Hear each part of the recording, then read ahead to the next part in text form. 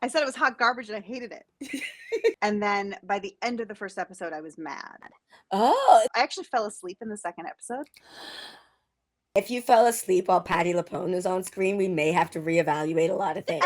I cannot stop thinking about Agatha. Agatha All Along has been off the air for about, 2 weeks now, and I am still thinking about it. I'm obsessed. This show is so good. While the show was on, I'm going to say while the show was on, I was messaging my friend. No, my friends and I message all the time. But my friend Jen messaged me. Jen is a professional screenwriter. She's the guest on this video.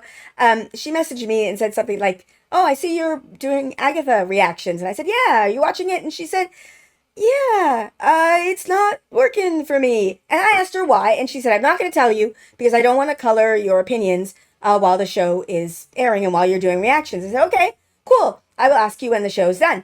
And then maybe around episode 5, she sent me another message and was like, "Yeah, Jenny, I was wrong. I love the show now." I was like, "Oh, why?" And she said, "I'm not going to tell you until the show is done. I don't want to color your opinions." I was like, "Oh, okay, I will ask you at the end of the show."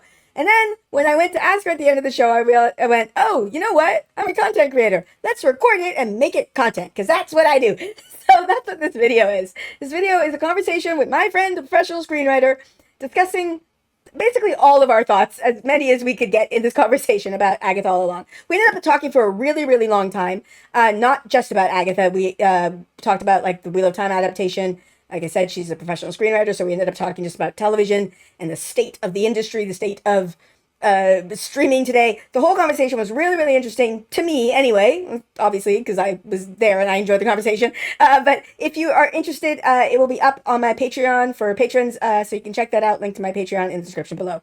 We recorded this about 2 weeks ago. It's taken me a really long time to edit, and I have to warn you why. Because I messed up the recording. I messed up the recording, specifically the audio. And so because of that, I fixed it mostly. But when we overlap, like when we're talking at the same time, you will hear some echoes, some artifacts, and some like weirdness with pitch that I couldn't always fix. So yeah, but for the majority of this, it's fine. So don't worry about that. But I hope you enjoy this conversation. I know I did, so let's go. Let's be nerdy with Let's Be Nerdy. Let's be nerdy with Let's Be Nerdy. So, the reason I wanted to talk to you specifically so much about Agatha is that you sent me a DM maybe like after 3 weeks or 3 episods into Agatha. Probably, yeah. Yeah. Do you want to tell people what you said, or do you want me to say? Yeah, I said it was hot garbage and I hated it. I mean, you were more diplomatic than that. I said I wasn't loving it. I said I was, and I didn't go into your specifics. I was like, I don't want to tell you why, because I don't want to like affect how you're going to react to it while you're doing reaction videos. Yeah. So I saved it all up.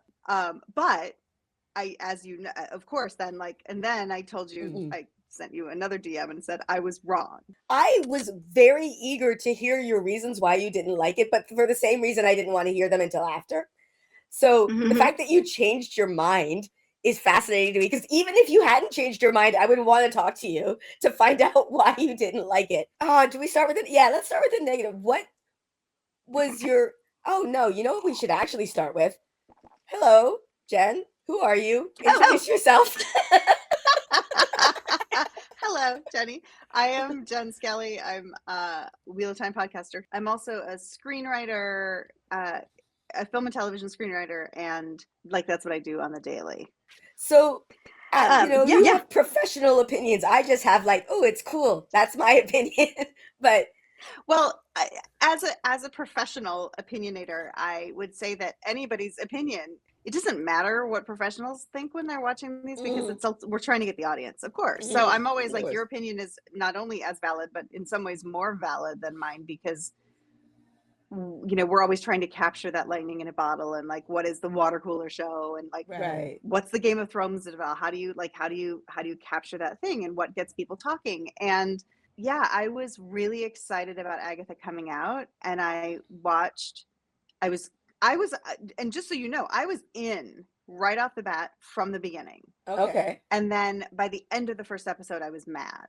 Oh, okay. Oh, that's fascinating. Okay. Yes. So can you tell me? Okay, yeah, please continue. What are your thoughts? I'm going to preface this a little bit too with something that I do in the industry. So sometimes I'm a show creator or, a story editor or like in charge. In animation, we call it a story editor. It would be called like show. Well, and I'm also a showrunner. And so we would call it like if the person is coming from the writing background and they're in charge of the show, whether they're show running it or created it, they're reading scripts from all of the writers in there and making sure that those scripts are where they want them to be and following the tone and like, fitting the show that they have envisioned. And when I read other people's work of a show I'm working on, sometimes I get a script and I'm like, I don't understand what you're doing or why or what the point of this is. Because as a writer's room, we break that show first. Like we'll come up with what the idea is, what the story is. But when they hand me their script, I'll be reading it and I'll be like, that doesn't make any sense to me. If it's a writer I've worked with in the past, usually, I mean, not always then either. I mean, if it's a writer I trust, and if they're going to be in my room, they're probably a writer I trust. Yeah. I usually then I hang that up, even though I'm like, this doesn't make any sense and I have no idea what you're doing, because I know they put it in there for a reason. Right. And if it's not clear by the time I get to the end of the script, then I will ask them, what is your reason for doing this? Like I know you have a reason. You're a good writer, you have a reason. And so with Agatha, it was a little of that for me. I was like, I trust Jack Schaefer. I trust what she's doing with the show. Like she was amazing on WandaVision, like the stuff that she wrote in that, and she was fantastic. So I was like, I trust that she knows what she's doing, but right now I don't see it. And I was like, I don't get it. And part of it was I was like really excited by mystery Agatha, like detective Agatha. I was like, this is cool, and I loved her overacting, her acting the way it was supposed to act on CSI Miami, right? Yeah. It was really great. It was really fun. And then within that, there were these moments like when she kneels down and she was looking at Wanda that we didn't know was Wanda, like, and she's like, "Who are you? And what's your story?" And it was really real. And I was like, oh, this is amazing. This like juxtaposition of the overacting TV show. Yeah. And so I was like, cool, we're going to do like TV shows again. But then when they dropped it completely at the end of it, like 3/4 or 2/3 of the way through the first episode, and they completely dropped it and moved into just Witchville. And I was like, okay, we're not going to do that anymore. I was like, I felt like it had been like the rug had been pulled out a little bit, Right. because I was on that road. So that was the first place that I kind of crossed my arms and was like, I was kind of mad. And then we watched the next couple of episodes, and I was like, what is the symbolism of each house? Like, are we going through the decades? And so that first house was like not really a 90s house, but it was kind of 90s, but it was like weird poshy Hamptons-y. Or very much so. Yeah. I've never been there, so I don't me know. too. Pure fantasy. I learned this from television. Yes. Yeah. Exactly. But I was like, okay, well, what is it supposed to represent? We watched the first 3 or 4, but here's the thing. I never said I don't want to see what's going to happen next, and I don't want to watch the next one. So something was still hooking me, even though I was like angry about it and not sure. And right. Yeah. And I was like, the overacting of it, which is really fun, but like maybe it's not enough. I actually fell asleep in the second episode. Wow. Admitting that out loud. No, I think I may have watched it when I was really tired. And so I even missed like her coming together with the coven. Like I saw little pieces of it, and then I checked out a few times. So I wasn't as invested in those characters because I had literally fallen asleep, which I don't blame on the writing. I blame on me being a very tired person in general. I'm just gonna say, if you fell asleep while Patti LuPone was on screen, we may have to reevaluate a lot of things. I stayed awake for all of Patti. Okay. I think I fell asleep.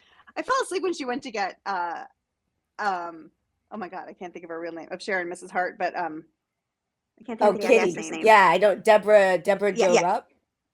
Deborah Jo Rupp. She was so amazing, but that was where I fell asleep. My husband and I got through the first 4 episodes, and he's also a filmmaker and a writer, and so, but we were still invested enough that we looked at each other and we were like, I just don't remember enough about where we left off on WandaVision. Okay. And when we saw Doctor Strange, but we were like, I don't know if any of this is going to be relevant. Like, I don't.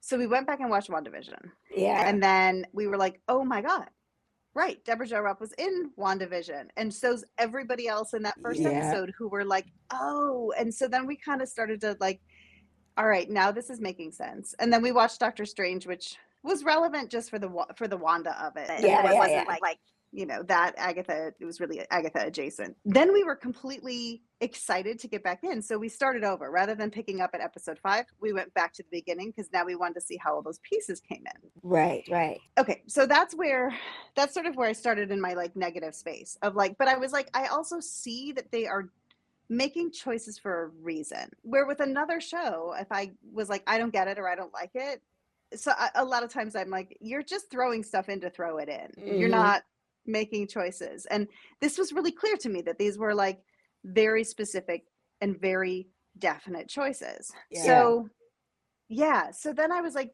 so it was really cool because we went back and we watched the first episode. Now we had 2 things going for us. So one, we had just watched WandaVision. 2, we had already watched the first 4 episodes. Right. So all of those things that they set up, all that connective tissue and all the things that they're setting up. Like my very favorite thing about writing and about film and TV and storytelling in general, whether it's a book or media, my favorite thing is when something is revealed way into the story, and then you as the audience go, oh my God, that was that thing. Yes. So in the end, this show did it better than I've ever seen it. Really? Okay.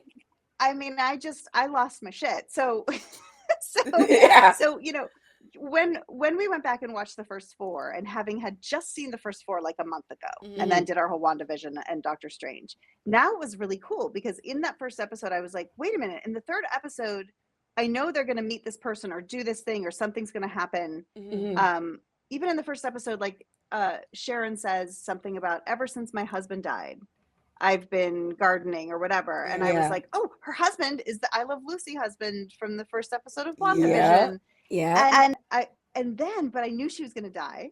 So I was like, oh, I love that they told us her husband's already dead. So he's not going to miss her. Like, right. That sounds awesome. But yeah, I see what you say. Yeah. Exactly. Which was a really great benefit of seeing it for the second time, even before I finished the whole series, because those little things were dropped in and I was like, oh, I know where they're going.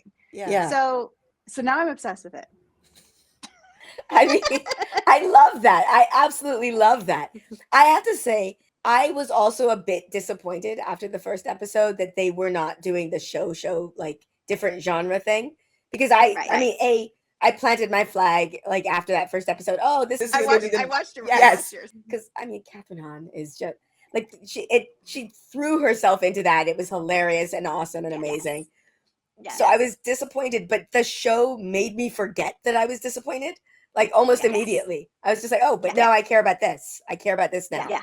So it was, to me, it was actually a mastercraft in writing and in crafting that show, which is appropriate for a witchcraft show. Yes.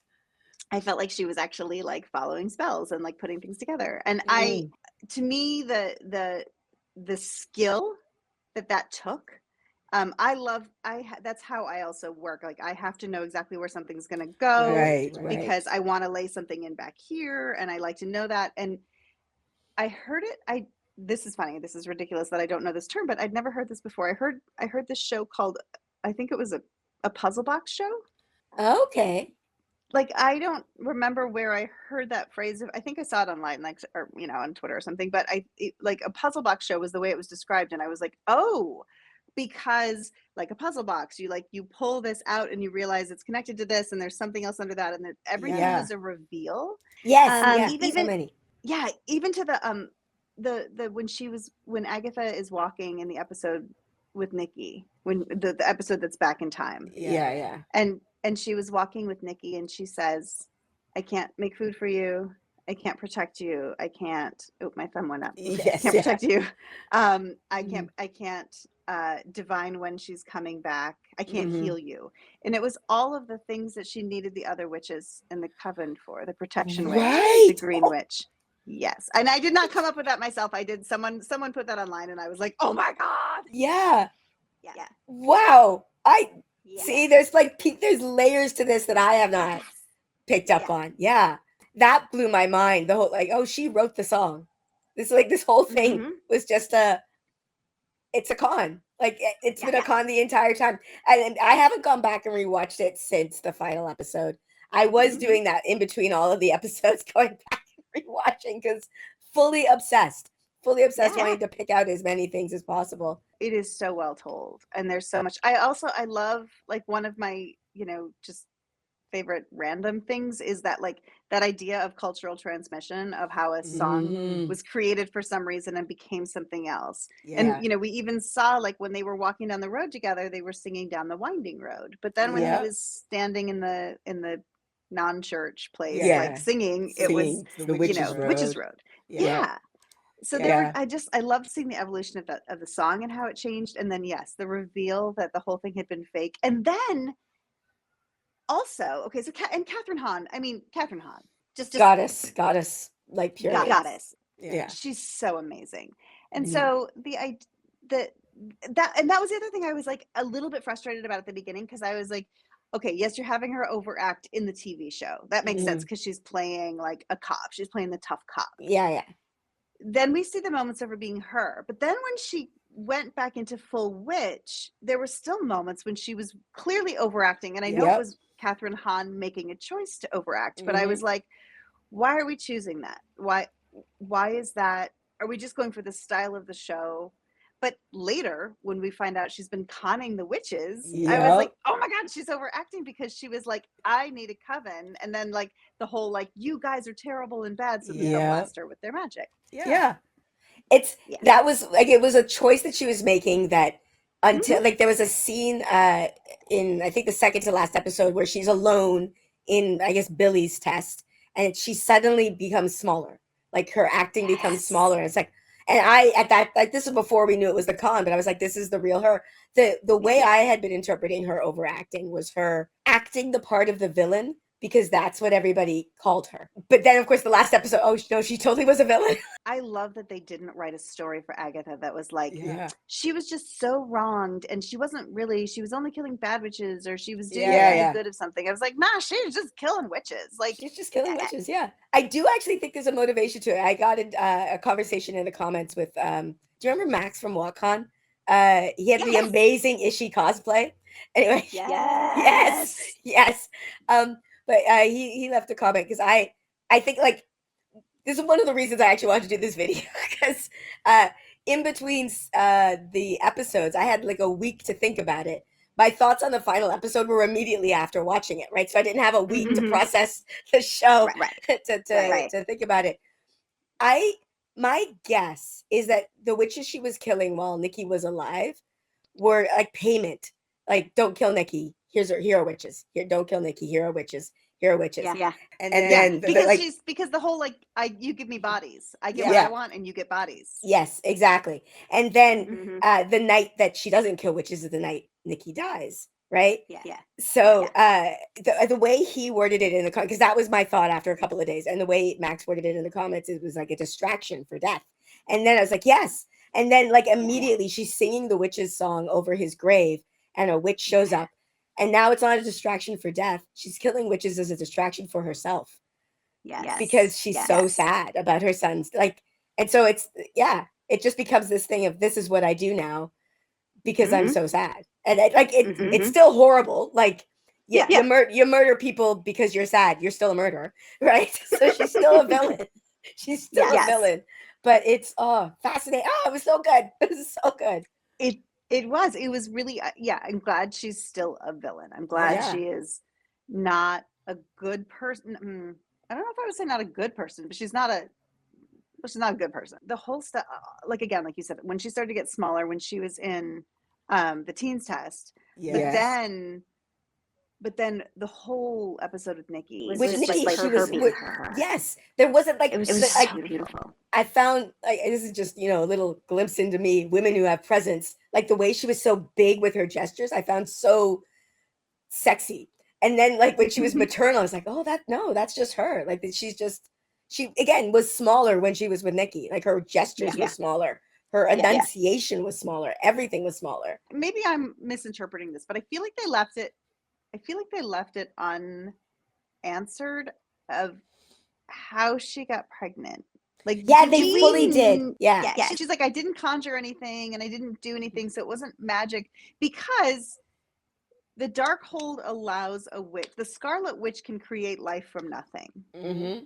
And it's whether it's because it's the Darkhold or whether it's because they're the Scarlet Witch or whatever. Mm-hmm. But I feel like there's, and like, this is just me like having fun with this, and as soon as we finished, I like did a deep dive of, because I've read a lot of Marvel comics, but I have not read much with Agatha, and so I did a deep dive into like all the back lore of Agatha in Marvel Comics. This is me, and I don't know if this is true yet for Marvel. I don't know if this is canon or if I'm going to have to just, I have written comic books before, so maybe I can try to write some comic books. Because she's like, I got to get my purple back. She always talks about her purple. Oh, I was going to wear my purple coat tonight. So there's a Scarlet Witch. Is there a Violet Witch? Like, what is Agatha, and is she comparable to Scarlet Witch? And I mean, everyone talks about like this, there's this lore of the Scarlet Witch. She's this thing, she's super like famously bad or famously whatever, and the Scarlet Witch can conjure life from nothing, which she does with the twins. Right. But we don't know how Agatha got pregnant. She said, I didn't conjure anything, but and she literally said, I made you from scratch. Yeah. So what does that mean? So does the Violet Witch, if that's what she is, have some correlation to the Scarlet Witch, and they're both like elevated beings? Are there other colors as well? And we never found out what kind of witch she was. We have a protection witch, or who's Earth, I think, and we have Earth is the green witch, protection witch, a water witch is the potions witch, the diviner. And so even in the song only lists those four. It doesn't tell us what Agatha is. I'm sorry, just like getting into the of her having written the song, like who she's seeking out, because that would be her like literally making the song to tailored to what she wants, because that's how she gets her power. Yeah, like now I'm like, oh wait, did she create those paths for witches? Like, were witches just witches in general before that? But now then they're like, no, I'm a green witch, or I'm a this, or I'm a that, or that's interesting. Water, fire, spirit, water, earth, and air, I think is what it says. No, fire, water, earth, and air is the song. Yeah. It's the Wheel of Time powers then. Spirit. I said spirit because of Wheel of Time. I know what's going on here. It was really cool though. It was like, again, that was just such an interesting, like, I'm curious. I feel like there is more there. And also I feel like somebody somewhere said there is more Agatha coming at some point. I think they obviously have set it up that the next story will be Wiccan, because like that's who Billy is. Right. And I've also heard there's going to be a Vision show. So there's a Vision show, but I think my understanding is Paul Bettany will be playing the Vision that was created in WandaVision, the White Vision. The White Vision, yeah. And then who like could, balances on the edge of evil or good. And then Wiccan, and I'm expecting that we will find I can't think of what his brother's like Tommy's, I can't remember his Marvel name, but there's a whole Young Avengers. I mean, they've been setting up Young Avengers too, because we have Ms. Marvel, we have Ant-Man's daughter Cassie, we have Wiccan, we have his brother, and there's someone else that I know that they've Ironheart, who wears the Iron Man suit. Yeah, she was literally just one scene in I think she was in Wakanda Forever. I think she has like one scene in Wakanda Forever where she's like making an Iron Man suit, and then Disney just dropped a whole bunch of stuff that's coming out in 24 and 25. Okay, and that's one of them. Okay, I've kind of fallen off of the Marvel train. I have a lot of trouble reading comic books just because I'm so not visual. Like I've tried. And I'll get to the bottom of a page and be like, I don't know what happened, and realize I forgot to look at the pictures. So me too. I just read the words and I'm like, oh, wait. And then the last Marvel movie I think I watched was the Doctor Strange one. And I left that theater thinking that might be the last Marvel movie I watched, just because it feels like homework at this point. It feels like homework. Yes. Although America from the Doctor Strange movie. She's the other Young Avenger. Okay. Yes. Okay. More. I've now seen it 3 times. The first time I had the same feeling. I left feeling like, and then I watched it a second time and really enjoyed it. And then when we just watched it in prep for Agatha again, I was like, this is great. Okay. I don't remember not liking it. I just remember thinking, I think I'm done. Yeah. So, because I don't know much about the Young Avengers. I I remember halfway through the show, halfway through Agatha going, or maybe it was like early on in Agatha going, isn't there like a gay teenager in Marvel? I can't remember his name. So, but yeah, that's him. Yeah. Okay. Yeah. So, And his boyfriend, in the comic books, his boyfriend is Hulkling. So everybody was like, oh my God, are they setting him up to be Hulkling? And then I read something that they were like, we were very specifically not setting up to be Hulkling, and we changed his name on purpose so that nobody thinks it's Hulkling. But they okay. changed his name. I can't remember what it is, but this is not it, but it's like from Timmy to Tommy or something. Like it was like very such a small similar. change, and Yeah, I was yeah. like, I'm not buying he's not going to be Hulkling. We'll They're see. leaving the door open just a crack in case they want to. Yeah. Maybe this actor Exactly. he'll be busy, so we'll have to get somebody else kind of thing. Yeah. Okay. Those are my thoughts about what will happen next. I do think the next story in Agatha, I don't think, I mean, she could show up in Vision's story, but I do think it will have to be in Wiccan's story because she's now, Yeah. and I read, or maybe somebody said in the comments, that's what she is.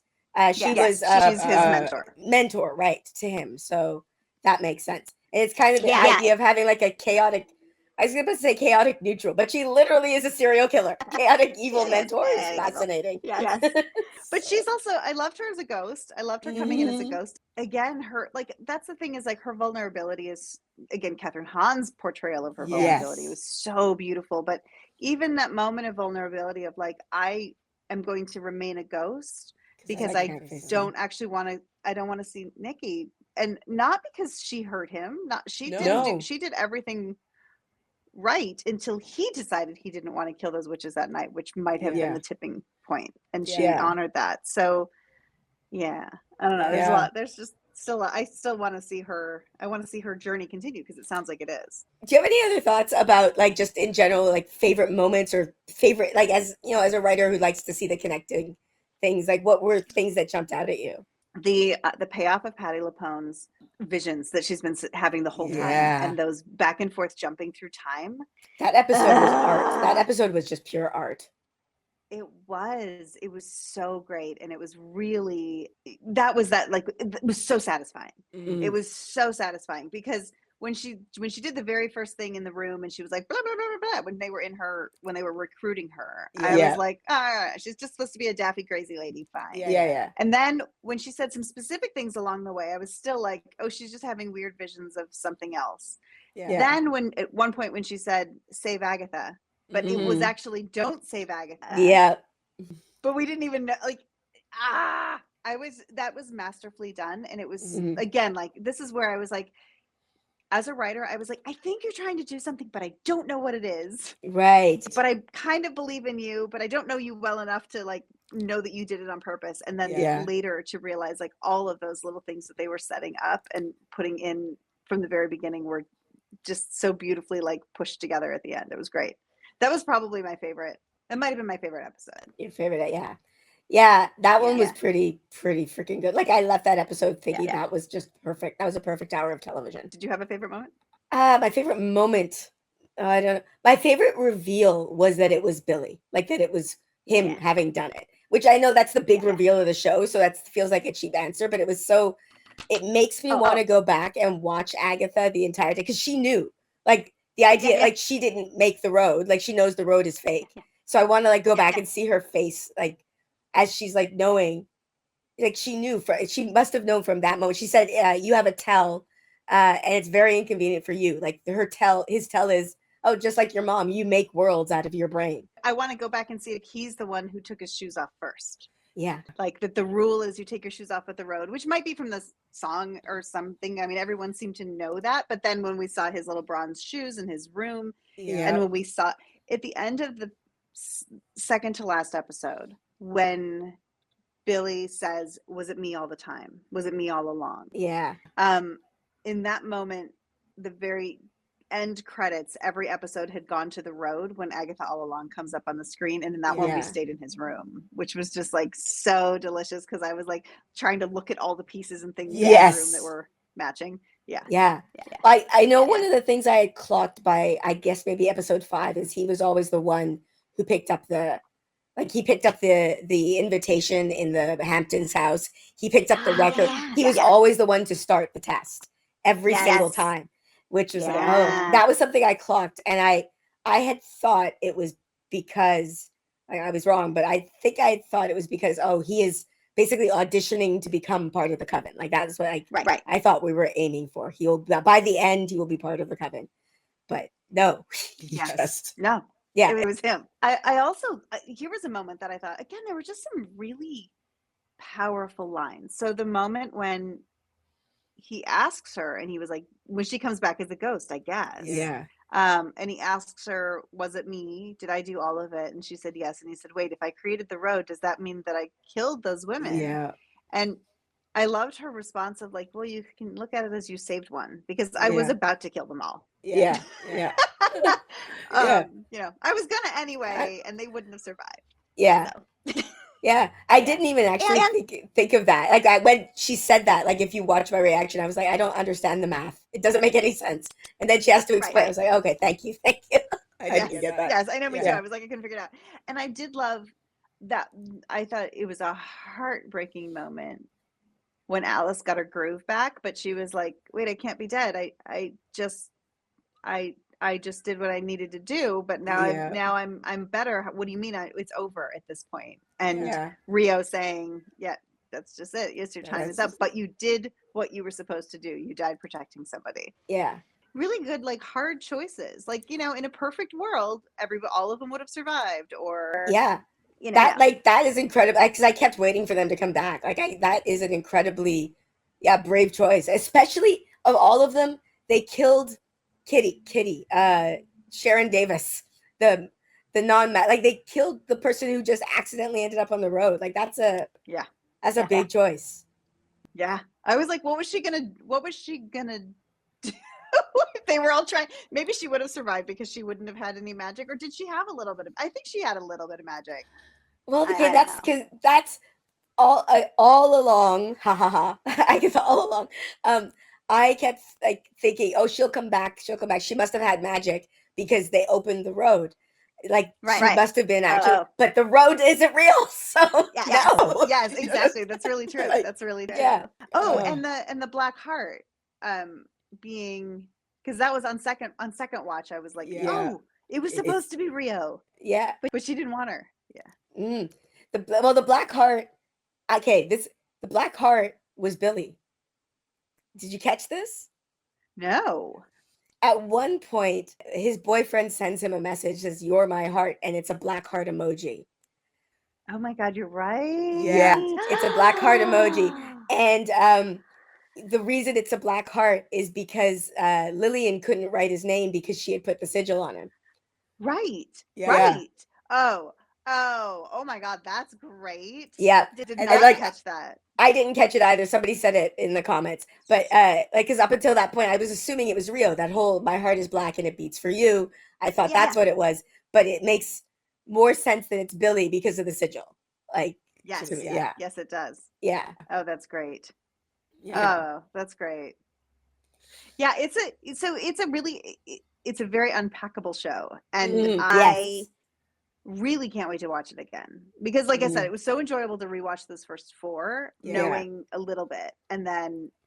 I mean, I've been obsessed with it since it stopped. I've been singing the song constantly. Yes. You know, shout out to Bobby Lopez and Kristen Anderson Lopez and their like brilliance once again, because all the different versions of it were fantastic. It's so good. Also, speaking of brave choices, having Patti LuPone on your cast and not making her do a lead vocal on that. Like, how do you restrain yourself? I'd be in the writer's room. We have to find an excuse to put Patti in front for this. Is there an excuse? Can we do vocals? Yes. On anything. Yes. I was like, and then I was like, also being, and I would like to know more about like Alian and Sashir Zameda, and if they had like, I mean, they sound amazing and they were fantastic, and like the rock and roll song was great. But I was like, are they like fully musical backgrounds, or were they like, oh my God, I have to sing next to Patti LuPone? Yeah, like. She's like there with her triangle. She was so divine. She really was. So divine. Yes. And okay, I know sitting here with my lesbian nerdy shirt on, I should be talking about the sapphic nature of the show. Like from episode 1, the chemistry. Yes. Have you seen this? I don't know if you've seen this, but someone was like, Yeah, people are saying whatever. This is like a great lesbian show, and I was like, really? And then I looked at Rio's costume, and I realized that when she has her nails, these 3 nails are removable. Okay, I gotta watch that. I didn't notice that. The picture was like it was like a costume picture. It wasn't like Yeah, a shot yeah. from the show, I don't think. But yeah. I was like, yes, they are. Of Yeah, course they yeah, are. Oh they my are. God. That's actually something I would hope that they give us some, like in my fantasy, the next show is going to be the Wicked show, that we get actually their backstory because we didn't. Like we didn't. We saw like when she comes to take Nikki, like at break, even before he's born, they're already in a relationship at that point, and we never got to see like how did Agatha fall in love with Death? Like that's just. How do you date death? Yes, Like, how do you date where did death? that I want to come know. from? I want to know. And she did. She already knew because she says something like "my love," like "don't you?" Yes, or whatever. Like it was yes. clearly they had already had that, and that was the pain of having taken it. So I was like, you guys have been broken up for 500 years. Like, wow, that's like some long-term angst you guys are needing to get through. That was cool too. Like the scene. That was another one where another like not fully explained but really cool scene when they were at the recording studio and Agatha leans on the microphone so everybody can hear them talking. Yeah. But then she repeats, "I'm bad." Like, of course I'm going to try to get their powers at the end or something. And then Aubrey Plaza says, "and I'll get my bodies." We had to go back and listen to it. So the first time through, we were like, we didn't know what she said, and we kind of just didn't bother to find out. Right. When we rewatched it, we had to go back 4 times and then finally just turn on the CC because I was like, what is she saying? Yeah. But yeah, which was a big clue that she's death if she wants bodies. I was like, why does she want bodies? Is she a necromancer? Like, what's she doing? Like, what is that? It's weird. Yeah, again, if you watch my reactions, I was trying to figure it out so much. I was like, she's got something to do with death. She is death. But I was like, she got something's going on there. But I didn't know quite how weird the show was going to go. Because I also had this theory that Nikki was the rabbit. I was just like, oh my God. Yes. Yeah. It's like, because she calls him Scratch. And her son's name is Nicholas Scratch. And so, is he a rabbit? I don't know how wild and crazy the show is going to get. So, like, David picked up that it was Wiccan before I did, but he also he's deeper in Marvel Comics than me. So he was kind of expecting it. And also he's been looking for the Young Avengers everywhere. So he, like, as soon as like we saw his power come and the crown came in, the Scarlet Witch crown came, I was like, is he Scarlet Witch? Like like what exactly? I didn't quite immediately realize who he was. Explain because there were people in the comments saying something about the crown. Again, apologies to everyone. I am not a visual person. So when the crown came, I was just, I think I said in my video, I bet that looks like something to people who know the comics. It's the Scarlet Witch crown. Well, when in the last couple episodes of WandaVision, when she like comes into her power as the Scarlet Witch, she's dressed as Mom, she's in like jeans and Converse, and then she like when she like turns into the Scarlet Witch costume, the crown appears.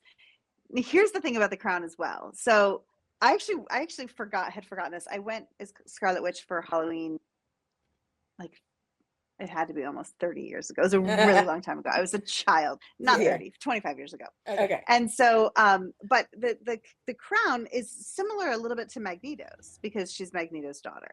And then, but it's an M. I did not know that. She and Pietro are Magneto's twins. But yeah, so she has so like when she finally comes into her power in the last couple episodes of WandaVision, she like it slowly like grows over her head, and it's kind of M-shaped for Maximoff. Okay. And it's interesting because Billy is Billy Maximoff. So yeah, but it was blue, but it grew in the same way it like appeared on his forehead the same way hers did. Because people were making that connection, and I like literally, I was going, but it's blue, so it's the same. Like it grows in the same shape, kind of. Yeah. Okay. Yes. But I was like, that looks familiar, but I even having just watched WandaVision, it didn't quite dawn on me until David was like, and then David was like, do you want to know who he is? Do you want to know who he is? Like, and I was like, spoil it. Just tell me who he is. I want to know who he is. Because I was leaning for obviously the whole, I mean, the red herring at the beginning was that it was Nikki. Right. And then when Rio says, he's not Nikki, he's not your son. I can't wait to go back and rewatch that moment now that I know. Yes. You're right, because at Yes. that I thought that Agatha had thought it was her son, Yes, but me obviously she too. didn't. She was just having the same relationship with him in some ways Yeah. because she was trying to get that back. But at the moment, I thought that she was hoping it was, Yeah. and that Rhea was dashing her hopes by saying that, but she was just being like, stop pretending because you know it's not, Right. or whatever. Yeah. So, yeah, that must have been it. Oh, that's a moment. Yeah, Yeah. I have to revisit Yeah. because I never Yeah. thought he was Nikki. Like I said, my brain Sticky is the rabbit. Teen was like whatever the gay Avenger, gay, like that was the minute that he was gay, like my brain just fired with connections of I Yes. heard there's a gay comic book character. So that was the Yes. connection that I made. So, but yeah, that's a moment this show is it's rewatchable. It is very, very rewatchable. Yeah, there's just so much there's so much to see on second watch. And that's again, that's something I love. Like I'm one of those people who will rewatch things over and over again because it's comfort food. Like Yeah. I just saw Princess Bride again over the weekend, and there's just like it's a perfect film. And so I like to rewatch things that are comfort that I know really well, but often many of those things don't have new surprises. Like I wouldn't say I've discovered anything new in Princess Bride or When Harry Met Sally, like rewatching them. But just like rereading Wheel of Time, I mean, I've reread it so many times and I still sometimes find pick something up new things. Yes. Yeah. Which is crazy. I feel like this I can keep rewatching and I'll be like, oh my God, that's the layers get peeled. Uh-huh. Yeah. Well, I'm very happy to admit that I was 1,000% wrong. Glad you came around. I'm glad you came around. I did. Well, and I also, it was like, it had all the right elements. So I was like, why am I not engaged? Why am I not in love with it yet? And I was also like, oh, I don't know who these characters are. Like, they're all new to me. Like, of course they're new to me. That's how a show works, Jennifer. You write them yourself. Like, you have to get to know these new characters. But I was like, why is it not working for me? But I have to say, like, I feel like it was a testament to Jack Schaefer's writing that I was like, it was very clear to me that there was something going on. But I was like, it's a show about witches. It's got like amazing gay characters. It's got people of color all over the place. It's like, it's got different genres and different fun stuff. It has everything I love. Why am I not loving it? Why are you not connecting? And why am I not connecting? And so I'm really glad that I saw that there was clearly something there worth exploring. And I'm really glad I went back and watched WandaVision because it just made the first episode like delicious because yes, it really did. That guy with the mustache and that guy and that woman, and she's the woman from the pool party. Right. She's the librarian. Like that was just a really, and this is the other thing. I didn't understand that the whole thing took place in her house. Yeah. That scene with where she like goes to drive the car and it's not a car is one of my it's the tiniest moment, but it's one of my favorite moments where she's like, this is not a car. Okay. It's just beautiful. And then she was like recognizing that she's been in this weird place and like been making up fake cars because it was it was so great. Like the first time through, I just didn't understand it. And they said like, you've been on this true crime thing and we've been trying to bring you groceries. And I'm like, but hasn't she been walking all over town? I thought the first time through that they were play acting as the librarian and the detective friend. And so I was just like, why are you all like faking again? Like you did with Wanda. Like I just didn't quite get it. So that to me, again, on rewatch was like, oh my God. And there's the moment when she's interrogating the kid, the teen, and his chair switches from the he's in the interrogation room. In the interrogation room chair. And then he's still in the interrogation room, but the chair becomes a wingback chair. It's that black and white wingback chair. Like his chair is different now. Like clearly and then she sees the photo. He's like, why do you want a picture? And then she's like, it's a window. Wait, it is a picture. So all of those things were happening. But second time through, it was just so clear. It really was. Yeah. I don't mind confusing people first. I love not explaining. I love setting things up that we don't understand. I do think that sometimes they don't know where they're going. In this case, it was like it was really a masterclass in structure and in payoffs and in some payoffs that didn't pay off because they want to leave it open because you shouldn't get everything answered. Right. Yeah. I just another favorite moment was seeing that interrogation from Billy's perspective. Where she's Yes. like, why is this woman yelling at me? She just kicked my chair. What the heck is going on? He's like, what's going on? Yes, and I'm such a fan of Rashomon. Like I'm gonna give myself props right now. There's a My Little Pony episode in season 7, season 6, season 7, whatever season I wrote on. I think it was season 6 that I pitched because I really wanted a Rashomon story in My Little Pony, and then I didn't end up writing it, and they were like they were gonna throw it out, and then like a year later I was like, oh my god, they made it. I'm very excited. Nice. Yeah. But I love the different perspectives. I love it was called Pony POV. That was it. And I just love having that. You watched X-Files, right? Yeah. Not enough. I watched it because it was too scary. It was too scary for me. Me too. Time. I couldn't watch all of them, but the one non-scary episode that was my favorite is the one with Luke Wilson, where he plays a sheriff in some town and he's actually a vampire. And so, but you watch the first half of the episode is from Scully's perspective, and he's really hot. And or maybe the first half was from Mulder's, and he's like super dorky looking. And so anyway, they go through the whole story, but you see it through the two different perspectives. I just loved going back with this one and seeing it all too. Yeah, I love that as like there's certain conceits. I don't know if that's the right word, but I enjoy those perspectives of seeing people from a perspective you're not used to. And that's yeah. And then there's the part of me that's just like, that's what the whole world is. We all see things differently. So like to see it on screen is always really just fun and satisfying. But I'm also like, that's how the world works, people.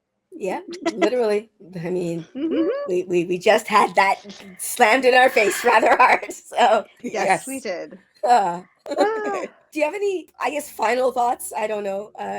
I'm really enjoying looking at the poster behind you because that poster is Catherine Hahn and her most authentic, like her Agatha authentic. Yeah. Like and I had forgotten that poster, it's really powerful. It's really powerful. And that to me, it was a masterclass in writing and it was a masterclass in acting.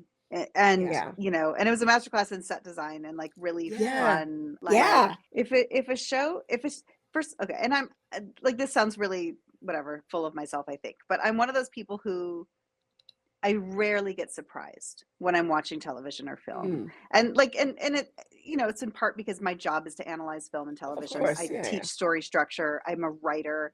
I've turned on a show, like a procedural show before that I've never seen before. I don't know the characters. I don't know the show. And I can literally say the lines before the people say them. Yeah. Because, it's nothing against it. It's just like, we all know what they're supposed to say. That's what people want to have their expectations met in that kind of a show. The audience who watches those shows for years. So it's so rare that I get completely surprised in a show, surprised enough even that I can't wait to go back and watch it again. And I know I'm going to find new things. And so I have not stopped thinking about it since we finished it. I can't wait to watch it again. I'm actually giving it a little space because I want to just like live in the space of enjoying it right now too. And like I said, I'm singing the song nonstop, and I just it was beautiful. And I also love that I had the experience of having to be wrong about it, and I'm like, that's also really good for me. It's humbling to say it's not working. I don't think it's well done. I don't think it's not working. It's not engaging me. Something's not right. And then being like, oh, I was totally wrong. I did. I still kept watching. Yeah. That's a good takeaway, even just to like give things a chance. Let your opinion be able to evolve, I guess. Yeah, exactly. And sometimes it does for the better, and sometimes it doesn't.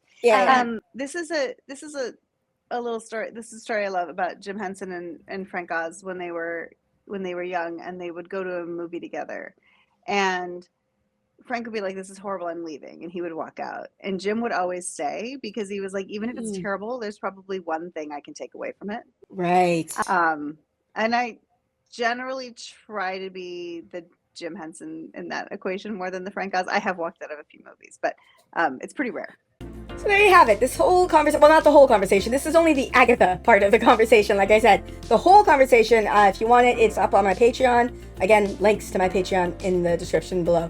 This was a great conversation, and I was very selfish because I wanted to do this because it was a weekly release for Agatha, and so in between every episode, I had like a week to think and theorize and come up with my own take on things, and then the final episode, you just get your final thoughts, and then no debriefing. And so this was a good way for me to debrief and like to say any thoughts that I had after the fact. And I've even had thoughts since this. So maybe I'll talk about it again. I don't know. It was such a good show. I love that it was contained, but I want more. I really want more. It was so good. Anyway, let me know your thoughts on this in the comments below. If you like my content, you want to support me, I do have a Patreon, like I said, that is linked in the description below. You can get the whole conversation up there if you want. Thank you so much to my patrons. I couldn't do this without you. Thank you so much. And with that, I will end this here. So please like, subscribe, and I will see you around. Bye.